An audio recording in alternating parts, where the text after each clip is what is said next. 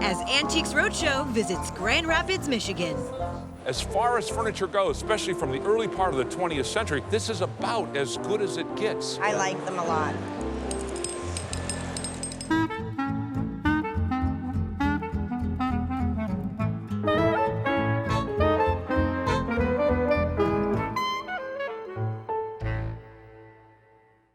In 2008, Antiques Roadshow visited Grand Rapids, Michigan, also known as Furniture City. Back then, we discovered incredible jewelry. This is all handmade. Really? Yeah. Puzzling publications. But when you look over here, what do you see? I think that's California depicted as an island. You're absolutely right. And you guessed it, furniture. It's beautiful, it's rare, but what's really amazing about this piece is its condition. We'll reveal if the value of these finds went up, down, or stayed the same on this fresh look at Grand Rapids, Hour 2. I inherited it from a friend. It's a cold air return, which is supposedly out of the Henry O. Havemeyer house in Brooklyn, New York. Do you know who Henry O. Havemeyer was? A sugar baron. Yes. And do you know who made this? I believe it was Tiffany. In the early 1890s, his firm, Tiffany Glass and Decorating Company, undertook the interior decoration of the Havemeyer home. But it wasn't in Brooklyn. It was on 5th Avenue and 66th Street. It became a very, very lavish home, beautiful interior, all decorated by Tiffany in order to house the Havemeyer art collection. What you have here is a Tiffany Glass and Decorating Company cold air return cover. The reason why it looks particularly beautiful today is that we have put light behind it, which you wouldn't ordinarily see in the shaft where the piece was initially installed. Tiffany decorated the hallways and every part of the interior of the home, and the hallways were pretty lavish. The palette was blue, green, silver, gold, and this is what we call chainmail decoration. And if you look, there are little chains in between the little pieces of Tiffany glass, which are like a light blue opalescent. Mr. Havemeyer died, and then Mrs. Havemeyer died in 1929. And in the 1930s, the house was slated to be demolished. But before it was to be demolished, there was auctions of the contents of the house and a lot of the architectural elements, such as this. I noticed on the back that there are some supporting beams, and those look as though they may have been added to support the piece. This is like a Tiffany artifact, and collectors are very excited when they can have pieces like this. And there are few and far between. If this were to sell in a retail shop, it could easily sell for between $45,000 and $50,000. Really? Yes, really. Really? Yes.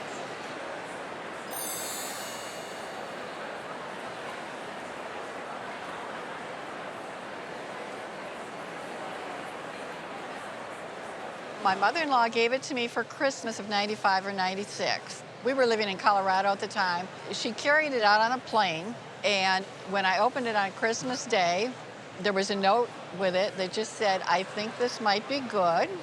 Other than that, she just smiled. She got this little smile on her face. They had never told me anything else about it. And unfortunately, she died in 1998, so there's no way I can ask her anything about this now. Well, mothers know best. They do? I think so. The piece you have is a Gallé pitcher made in France, and Émile Gallé was one of the world-class designers and glassmakers, a big name in the industry. And this piece is made about 1884. Wow. It's one of his early works. It has all the bells and whistles. We can see here this medallion or cartouche, and it has a full figured knight on a horse. The enameling is all fired on enameling, and it's overall enameling in a Persian design.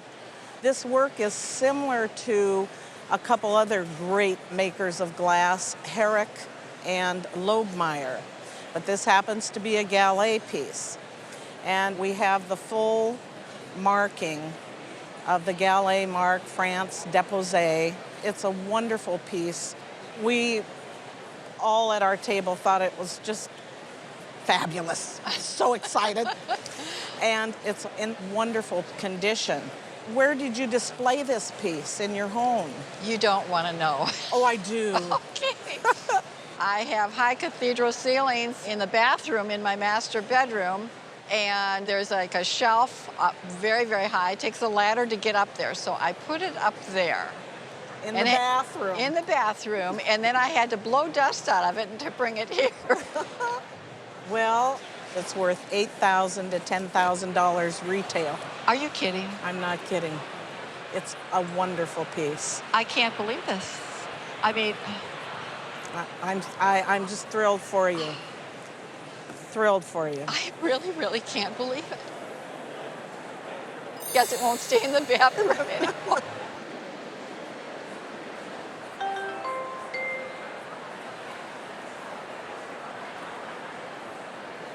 These were wedding gifts to my parents, 1948. Oh, wow. And my parents were from New York and both working in Manhattan at the time.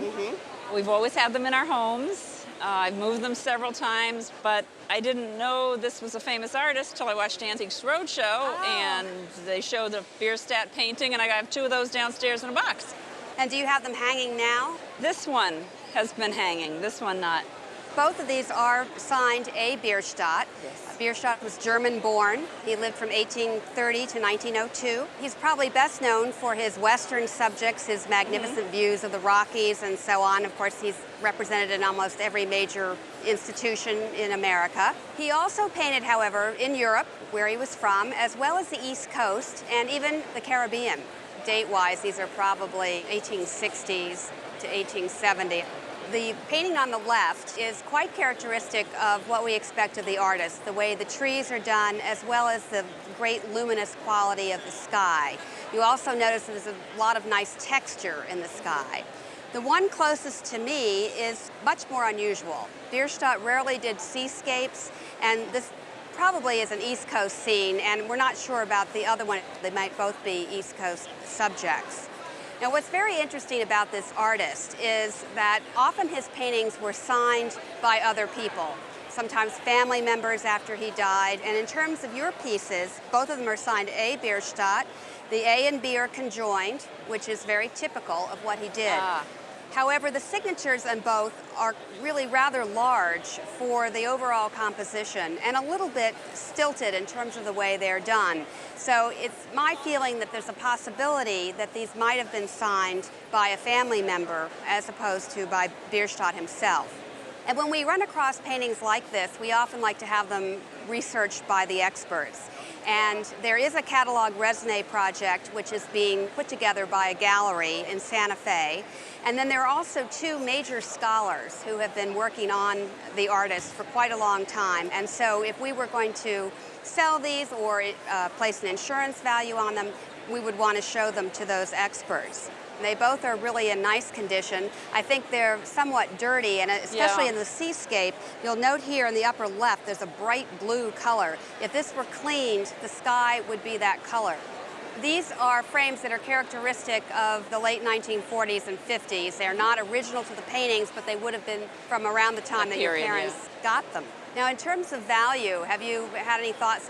When I discovered that this was a noted artist, I tried to search for them online. Similar sizes ranged anywhere from 2,000 to 6 or 7.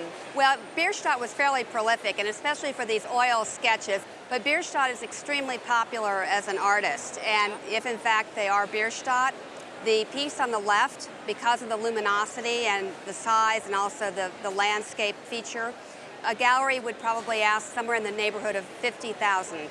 No kidding. The seascape That's surprising. Yeah, the seascape is more unusual, and it's probably more in the perhaps 15,000 range. Wow. But if we find out for any reason that they are not by Bierstadt, then the value could be very minimal. Each of them would be under $1,000. So it's quite a difference, and well worth doing the research to verify the authenticity and also to verify the subject. Quite a difference from the $125 price tag on the back. Yes, exactly.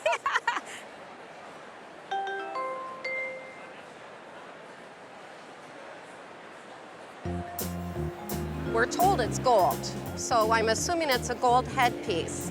And the women in those days would put on this gold headpiece, and then the lace cap would go over it. Now, you wanted to know if it's gold.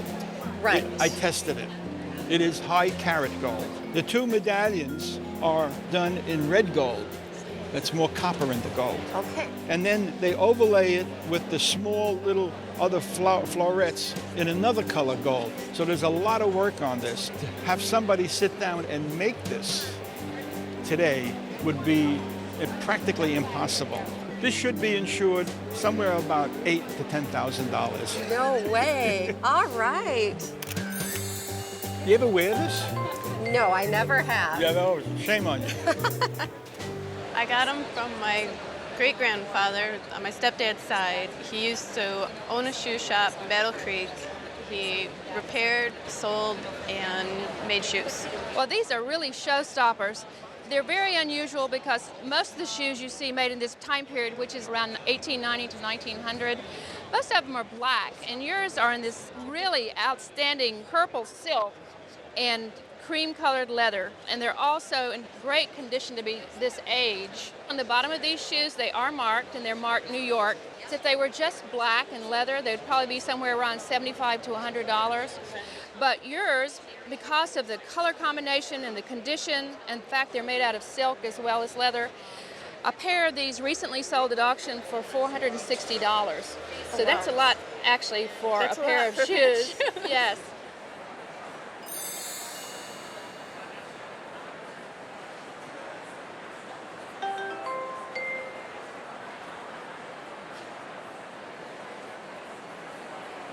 About 20 years ago, an elderly lady friend of my wife gave it to me as a gift because she knew I enjoyed books and that I could read German. I really know very little about it, except that I know that it's a German atlas from the 1700s. Right, 1737 is the date, and it was published in Nuremberg. It's the work of Johann Baptist Hohmann. Hohmann was one of the most important map engravers and publishers in Germany at this period. And the thing that makes this unusual, it's not your everyday atlas, it's a celestial atlas. Yes. All the color here on these pages was applied by hand at great expense and lots of labor. One very unusual feature of it is the ink that's used on these stars. Every single star is illuminated in gold. That's amazing. This is a representation of the northern sky with all the familiar constellations, Ursa Major, the Great Bear, Leo, the lion. They're beautifully engraved and then enhanced by the application of all these delicate shades of watercolor. Yes. It's very characteristic of German coloring from this period. Here's the Great Bear, looking particularly fierce. Here's Perseus. Perseus, right. And they're just exquisitely portrayed. And for its time, 1737, this was a very modern scientific atlas. Let's look at something else. It looks like a normal representation of the globe. Right. But when you look over here, what do you see? I think that's California depicted as an island. You're absolutely right. Right. And that was a testimony to the fact that the exploration of the Earth was still going on in 1737. Sure. A lot of people were convinced that you could sail around California. Now, I can give you an idea of what an auction estimate would be. Okay. I think it would be $8,000 to $12,000. Oh my. And it would be a little higher, but there's some staining at the back. If you did remove the plates, some of these would sell for as much as $2,000 a piece. No kidding. So the sum of the parts would be greater than an overall appraisal might yield. Is that right? Yeah. That's amazing. But I hope you don't break it up. Thank you. Thanks for bringing it in.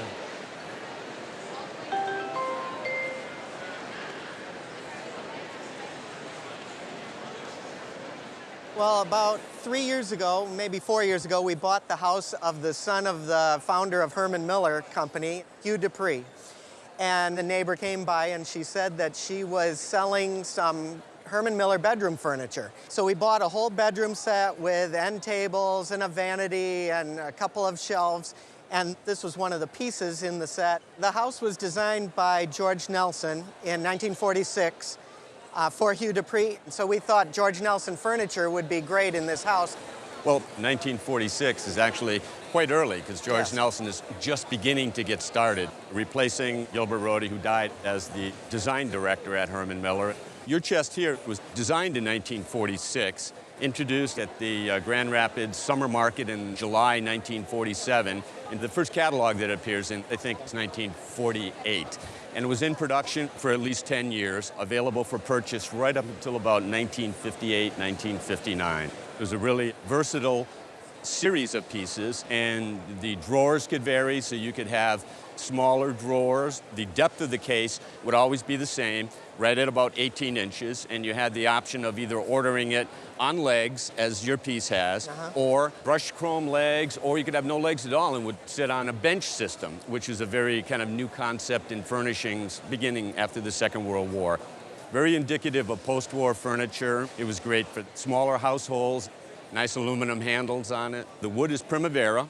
Nice, pristine example. This one is not rare, but an absolutely wonderful example of the piece, still with the Herman Miller decal. The decal would put it at mid-1950s. They stopped this label in about 1956, and just a wonderful, pristine example. How much did you pay for it? Well, the lady who sold it to us, her uncle worked at Herman Miller and gave her this set, and so she knew what Herman Miller furniture was worth, so she charged us $1,500 for this piece. Modest retail value would be in the neighborhood of $1,200 to $1,500. Okay, great, thanks.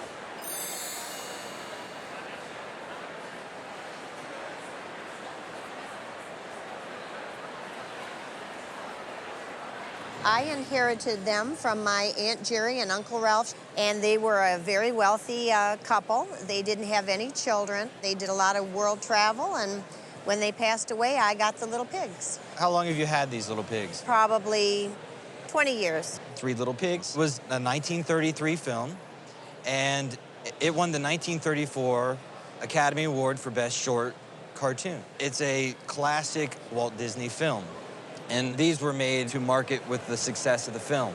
I thought that maybe they might be Steiff because they came from Germany. And you saw the Made in Germany on the boxes, Yes. and they're not Steiff, but they're another company from Germany that's just as interesting as Steiff. It's Schuco. You can see here at the base of the foot, it says Schuco. Schuco was a company from Nuremberg. They started making toys in about 1915. They made teddy bears. They also made a lot of wind-up toys. And by the 30s, they made these great Three Little Pigs. We have Pfeiffer Pig on the end there. We have Fiddler Pig in the middle. And do you know the name of this guy? Drummer. He's Practical Pig.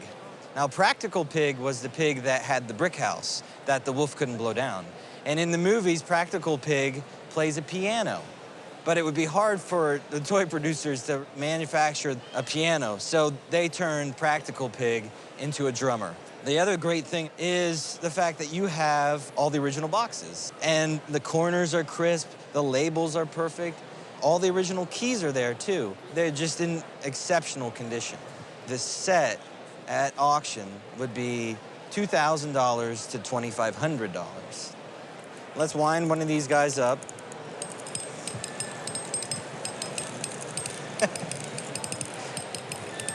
They're cute. They're very cute. I like them a lot.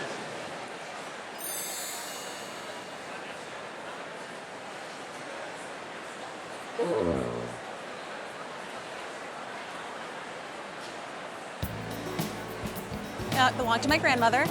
She worked for a wealthy businessman down in Kalamazoo, and she was his housekeeper and cook.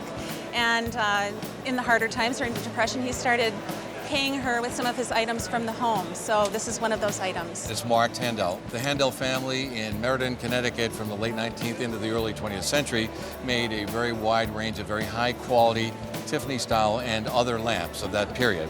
Now this one is just referred to as a scenic overlay. Really good patination and good shape, a wonderful look. Any idea or value? None whatsoever. I think an easy auction estimate would be $4,000 to $6,000.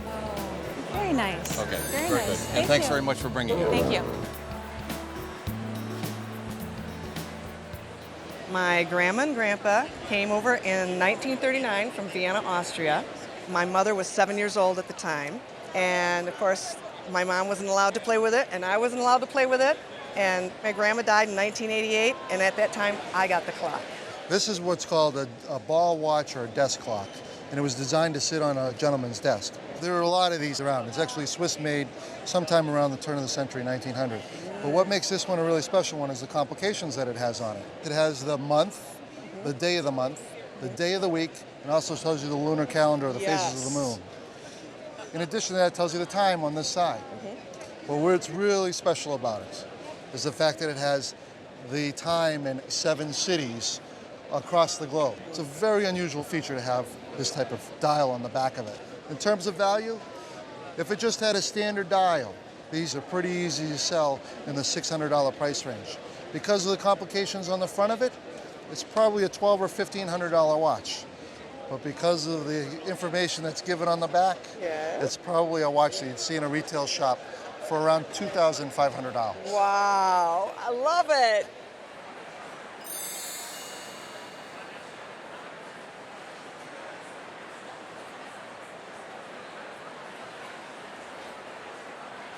About 25 years ago, my husband and I were asked to go to Colorado to clean out an aunt's home who had come back here to the state to be with family because she was in her 90s.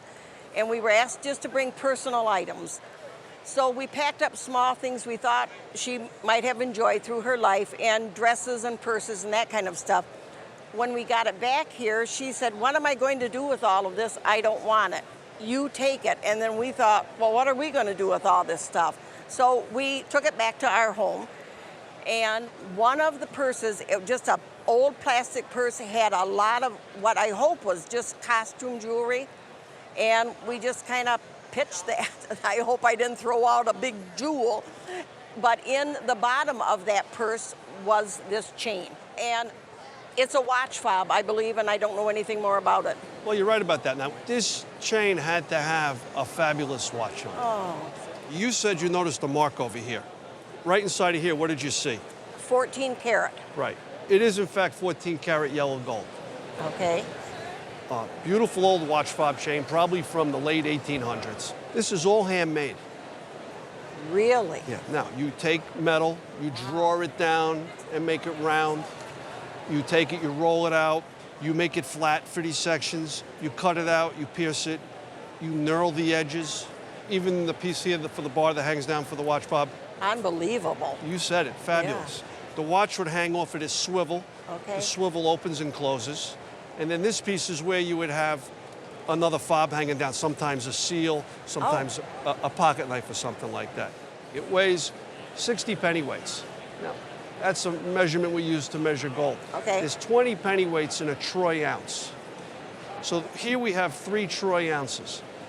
Now, if you went someplace at today's gold price and you were just going to scrap this out, you have $1,600 just to scrap gold. Wow. But this isn't the kind of thing you would sell like that. This piece today, auction, I would say $4,000 to $6,000. No way. Yeah. Unbelievable. We could have thrown it right out with the purse. Wow, wow.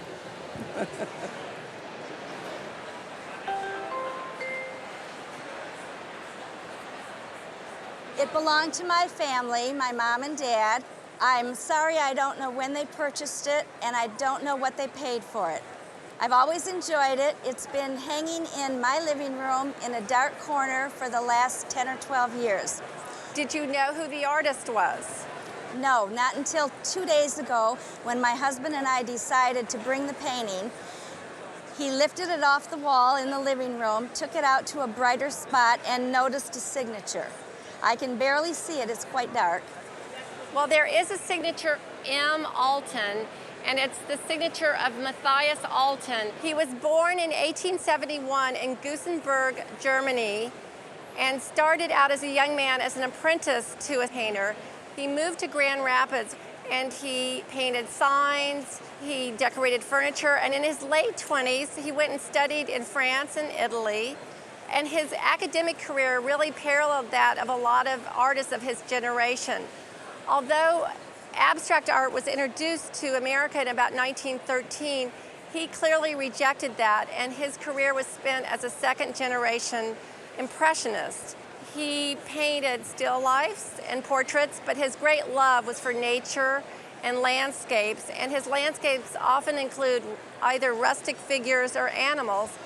He painted briefly in Old Lyme, Connecticut, but he did a lot of his work in Grand Rapids and Saugatuck. What we see here is oil on canvas, and that was the artist's preferred medium. One thing I wanted to point out here was this condition issue on the right-hand side where there's a couple of areas of paint loss. And this is something that you might want to have attended to in order to sort of stabilize that area so that you don't lose more paint. I also think this picture could really benefit from a cleaning because you have these beautiful bands of color in the water and the sky, and all of this will become much more vibrant. And I think at some point it was reframed. I think if this were offered in a retail gallery, the asking price might be between $20,000 and $25,000. Oh my goodness, I'm speechless. If I liked those cows before, I love them now.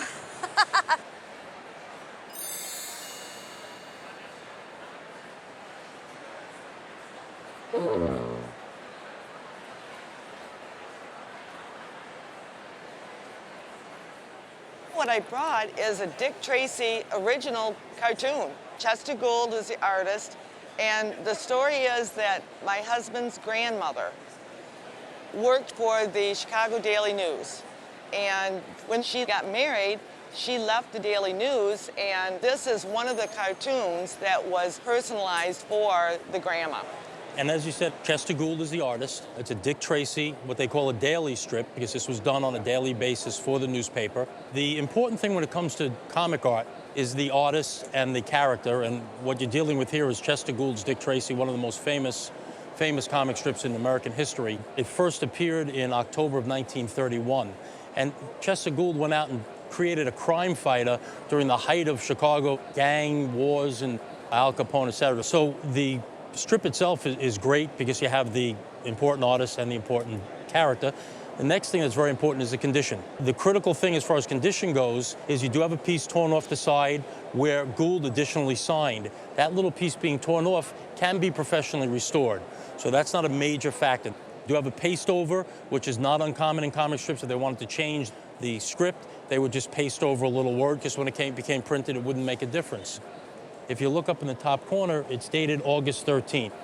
But nowhere on the strip do we see the little paper label that was attached that usually tells you the year. And after doing some research, I found that this was done August 13th, 1932. Now, Dick Tracy appeared first in October 31, and from 1931, there's quite a number of these dailies on the market and known to exist. From 1932 and then a couple of years after that, there's no examples of these being known. For all anybody knows, these were lost, destroyed, damaged, forgotten. Nobody's seen any of them. So what you have here is probably one of the only 1932 dailies that's in existence. In doing the research, I found that the day before and the day after, you had additional characters. This one has Dick Tracy in the panels. The day before and the day after had Tess, his love interest in the strip, which would have added to the value. You also don't have a tremendous villain in here. Villains add a lot to the value. But all of that being said, you're talking about basically something that's coming onto the market that nobody even knows is in existence. And I would estimate it for auction purposes pretty conservatively at $3,000 to $5,000. Oh my goodness. Yeah. Well, thank you. My goodness, I had no idea.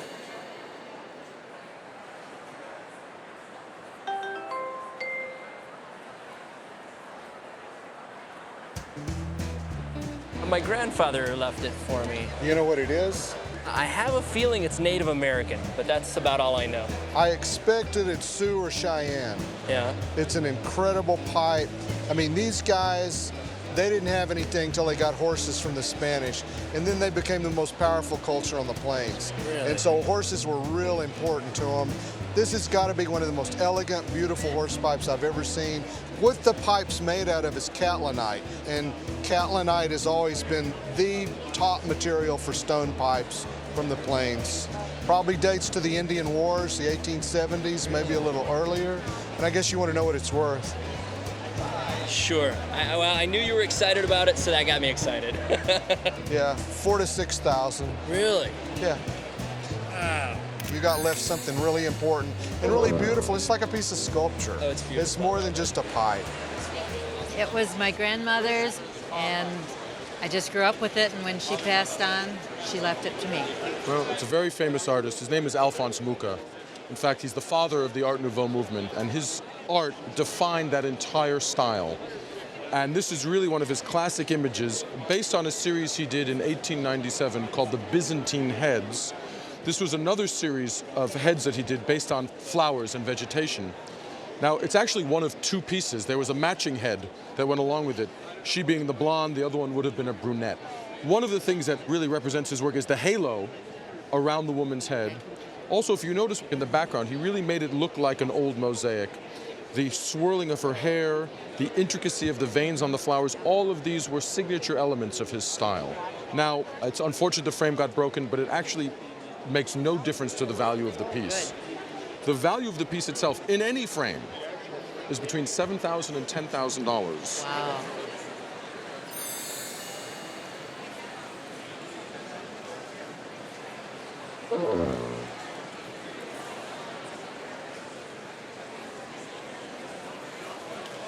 I was watching Antiques Roadshow, and in the feedback booth, a gentleman stated that he found out his Édouard Cortès was a fake.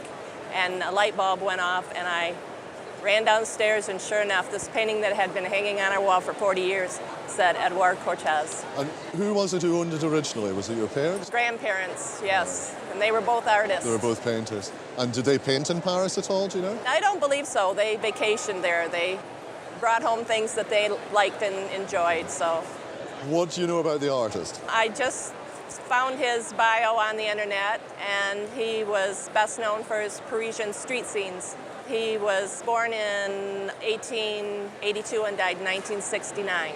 You've done your research, I commend you. That's absolutely correct. He was born quite near to Paris, and his father, in fact, was a Spanish court painter. And the artist was based in Paris, and that's where he would have painted this. And he made Paris pretty much his subject matter from about 1900 onwards until his death. Some people have criticized him in the past for being perhaps a little too prolific and even formulaic, because many of his paintings are exactly this kind of subject. Now, there is a way that can help us to identify whether, in fact, it is by the artist. Do you know what that is? No, I don't. What he used to do was he would take a little pin and he would stick it in the canvas, and he would do that to establish the vanishing point, to determine the perspective in the painting and in the drawing. So let's see if we can find a little pinhole.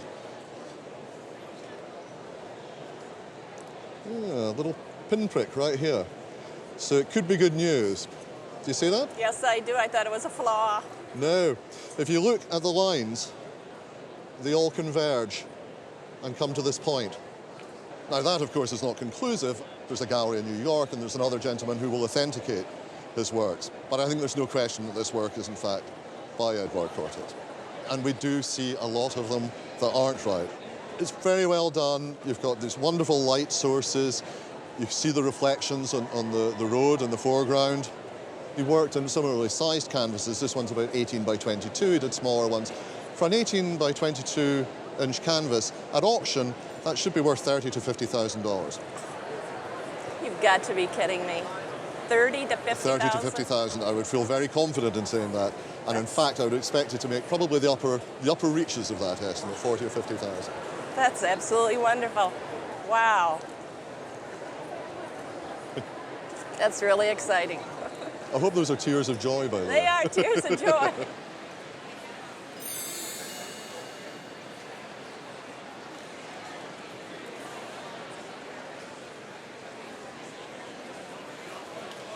I think in about 1977, a friend of mine and I went to New York City to visit her aunt and uncle. Mm-hmm. I played the piano for everybody, and the next day they said, "We have this violin that's been in our family forever, and you look like you really care about music. There's no one here to take care of it, so we want you to have it." So they just gave you this violin after you played for them? That's right. And did these two bows come with it? Yes. I don't know anything about the bows. I have found the maker on the internet. I know there's a label inside. I know that the maker was making violins at the right time because there's a date on the label. That's about all I know. I know it's made out of maple. Well, you're right. The back of the violin is maple. The label inside is absolutely accurate. It says Robert Glier, Cincinnati, 1880. He was a maker who trained in Markneukirchen, Germany. Markneukirchen is one of the big centers of violin making in the world. It was up until the time of World War II. He came to the United States sometime before 1880, and he settled in Cincinnati and opened up a shop there. He used an extra piece of thicknessing along here in the peg box. He had obviously done a lot of repairs and knew that the peg box cracked a lot. Okay, I was wondering why that was there because I've never seen that on another violin. Right. I think that this was an example of American ingenuity, improving a traditional instrument by putting extra wood in. Now the bows I find to be really interesting, especially this first bow. Were you told anything about it at all? No, absolutely nothing at all. I did bring it into a shop once and I got offered $2,000. Okay, so and just because it came out of him so fast. You know, I'll give you $2,000 for that. I figured, well, I better not. Most bows have a brand right in this area. And this particular bow has no markings that identify the maker. But the button, which is what tightens the hair, is very distinctive and is absolutely typical of the maker H.R. Pfretzschner. H.R. Pfretzschner studied in France. He was one of Germany's great makers. He was given the title of musical instrument maker to the King of Saxony, in fact. Wow. He was so good. And I can easily identify this as being his work, and it's in beautiful, beautiful condition. The other interesting thing is this bow maker was from Markneukirchen, Germany, the same city that this violin maker was from. Oh. So my hunch is that they had some sort of a collegial relationship. Yeah, that makes a lot of sense. This second bow really doesn't have any value, and I would not recommend that you even spend money fixing it up. So the violin, being a good, solid American violin, is probably worth, in the retail market, $3,000 as is. And after you do all the repairs, strings, and clean it up, do some varnish work on it, it would probably be worth $4,000. Okay. The bow, however, alone would be worth $4,000. Oh, wow. Okay.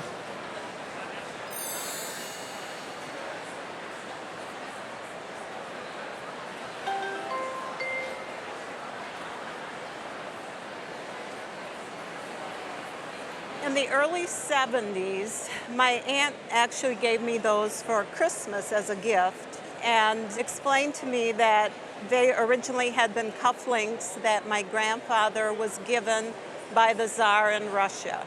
My family is Latvian. We came here in the 1950s, early 50s, and my grandfather actually worked in Russia for a while in the early 1900s. And evidently, the Tsar gave gifts to the people who did work for him. It was common but an honor to be given a gift by the Tsar of Russia. The tradition of gift giving was a significant and important one in Imperial Russia and still remains so today. And any number of people who did some significant service for the imperial government might have received a gift. Okay. And the double-headed Russian imperial eagle was the symbol of the government. But presumably, he didn't give earrings to your grandfather. The story is my aunt changed it into earrings. And did she wear them? No, she gave them to me and I wore them. That's a very common thing. Pieces get converted. In this particular case, there is evidence, in fact, of the conversion. If you turn them over, you'll see where the backs would have been attached. Okay. There are some incised numbers on the back that are very difficult to see, but are typically the inventory numbers of the maker. Oftentimes these numbers are obscured by dirt over the years, so they can be very difficult to see even under magnification. As a gift from Tsar Nicholas II, these could have been made any time during his reign from 1894 to the downfall in 1917. Most likely they were made around 1905, 1910. But the original backs are gone, which may have had additional markings on it that would have given us the real info. Yeah. Even as earrings today, in the very form that they are now, I would say in a retail setting, they would be worth $5,000 to $7,000. Wow. How wonderful. If they were converted back to cufflinks, it wouldn't be original condition, of course, as cufflinks, Right. but they would be closer to their original condition. They would probably be worth 12 to 15. Oh my I think God. that there's evidence on the back by the little numbers that they, in fact, were probably by the jeweler Karl Fabergé, the imperial jeweler of Russia. Oh my gosh. And in fact, Tsar Nicholas II kept a little book of his own collection of cufflinks, and we could compare it to that to see if anything like that appears. But one would have to study them a little more carefully. As Fabergé cufflinks, even converted in a retail setting, they would probably be sold for $40,000 to $50,000.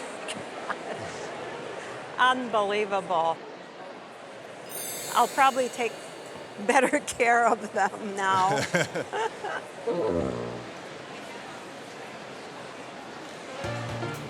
I purchased it about 3 or 4 years ago from a friend of mine who was cleaning out his house. The minute I saw it in the corner of the room, my eyes immediately went to it, and I just thought it was spectacular. What did you pay for it? I paid $100. I think this is an amazing work of art and truly one of the better examples of folk art carving that I've seen. It has suffered a little bit, there's some losses, but my thought is that it's so complex and so imaginatively carved with a serpent and this little cottage with red glass windows. It's just splendid. So I think the damage doesn't matter at all. This cane in the marketplace is, in my opinion, worth probably in the area of about, let's say, $5,000. It's just terrific. That's amazing. Well, you were in the right place at the right time, I'd say. I was, All right. absolutely.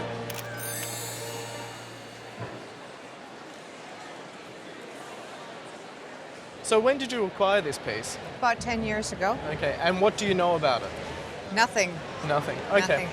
Nothing. It's large and very impressive. It's a Chinese rose medallion bowl, decorated for the West, so the American market, the English market. There's typical Chinese motifs to the interior. There's long-tailed birds to the interior. There's ladies and figures at leisure. It's what the Chinese thought the Americans thought of the Chinese.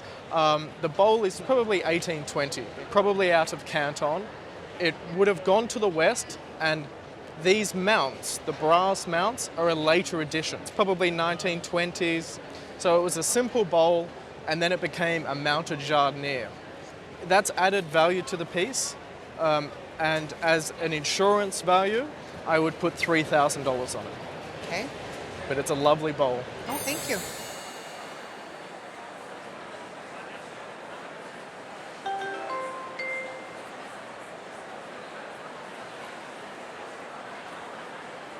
My husband bought them in England in 1944. Here you brought today the receipt when he bought these plates, and I love to have old documentation on things like that. There's a description. It says 6 china plates, pierced rim, white with gold turquoise band, Landseer subject, and he paid a little over 31 pounds. We can see that they're all entirely hand-painted. This is really high-quality hand-painted work. 3 of them have dogs, which is a very desirable subject, and 2 of them have bucks, which is also a good subject, and then 1 here is like a pastoral scene with a wagon and horses. Yes, that's my favorite. When these plates were bought by your husband, they were antique.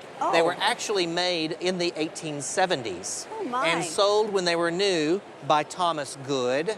And then they entered the marketplace, were owned by some family, and then Thomas Good bought them back and resold them again in 1944, which is really interesting that they own them twice.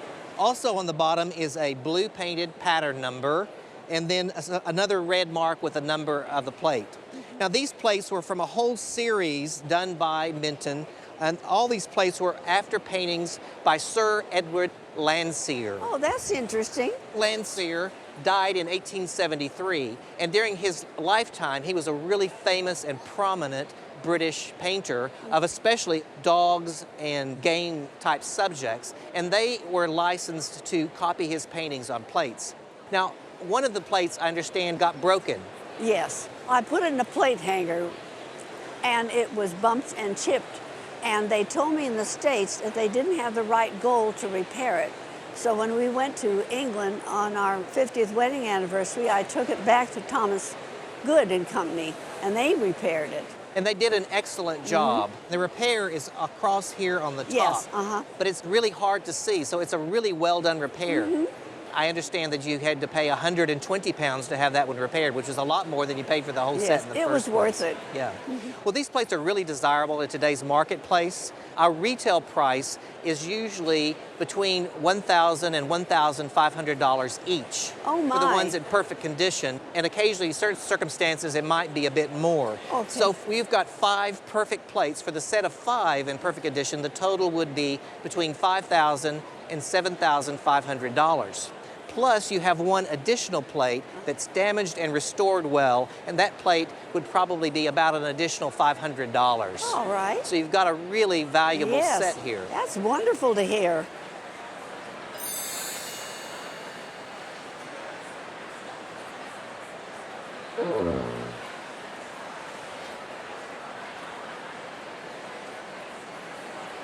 I collect a lot of things that are Native American.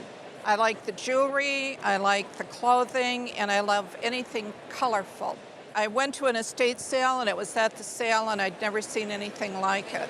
This particular piece is all trade material, and one of the early objects that come in was this blanket ground that this ribbon applique has been applied to. The edging on the top is the salvage end of wool Stroud, and Stroud actually comes from Stroud in England. It's a very dense wool, and it's easy for the Native Americans to work with. They could cut into it and it wouldn't shred. All right. The ribbon started coming in early also. Silk ribbon became a trade item in the late 1700s after the French Revolution because there became a surplus. It was no longer appropriate in clothing. In France, it was considered bourgeois. So the Americas got the surplus. So they started trading that into the natives too. The Native Americans adapted it into this lovely applique. And it's been a tradition since. Now this blanket was created in the 1920s to 30s. This piece is the work of Osage Indians, and it's a woman's blanket. The Osage Indians at the time of this piece was created were living in Oklahoma. This ribbon work is exquisite with the cutout and the designing on it. It's a little hard to tell. There were women working in the 1870s that were capable of stitching in a manner that almost mimics machine. I believe this is mostly machine stitched with some additional handwork on it. All right. And it might have been done by the same women who were working and known in the 70s, but that would take some work to compare. The reason you're missing the ribbon at the bottom is because of the fragile nature. So to see one in such good condition is really exciting. What did you pay for it? It was $200. On today's market, in a retail setting, it would be worth $3,000 to $4,000. So Okay. you've done well. Right.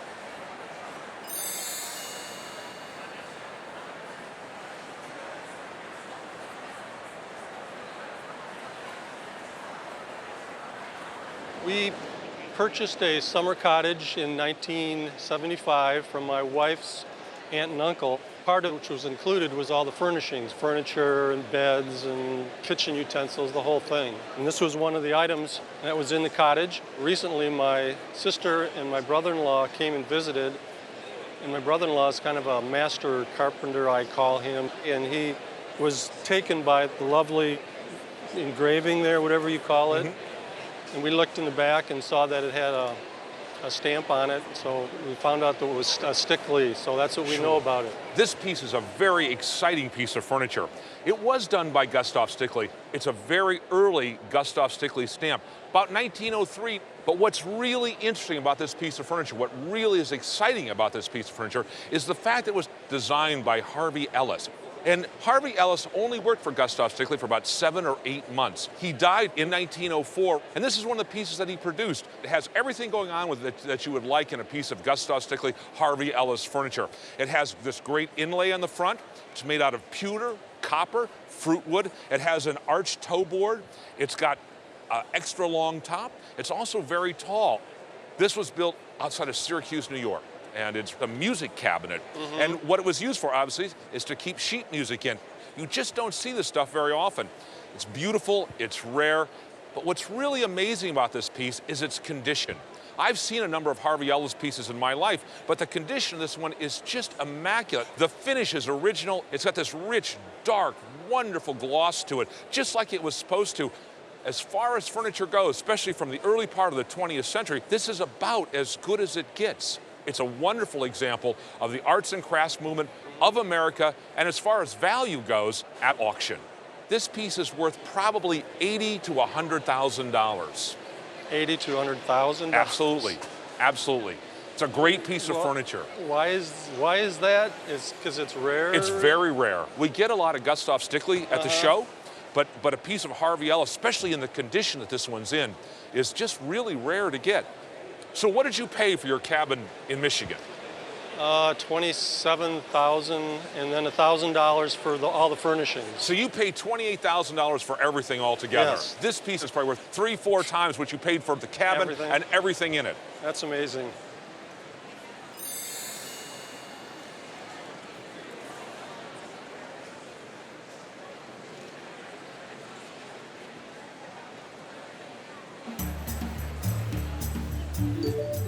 You're watching Antiques Roadshow Vintage Grand Rapids. Want more Roadshow?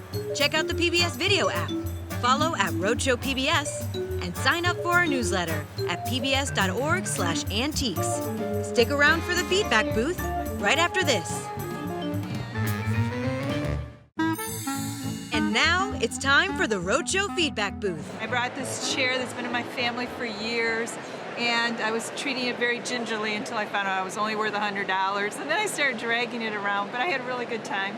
We got these dime store dolls from my mother and her grandmother, and the appraiser told us we're worth $10 each. $10 each. Yep. I'd like to thank the appraisers. Thanks, Rudy. I'd like to thank the Roadshow, and I'd especially like to thank the Academy. I brought this ashtray, which has been in the family for 60 years, and it was from the liberation of Holland, and it was melted down from captured German equipment. And the little guy is doing his business, and I don't think after finding out it's worth about $800 that I'll ever look at him doing his business quite the same again. I brought my grandfather's whiskey bottle collection, 480 miniature whiskey bottles that I can't sell, I learned today, because they have whiskey in them. We found out that we will not have to glue this lovely young lady's husband back together again. I brought my grandfather's guitar, which is a hand-me-down, a Regal guitar. It's worth $600 to $700, and my Clash poster is worth $1,000. So thanks a lot, Roadshow. Keep on rocking. Thanks for watching. See you next time on Antiques Roadshow.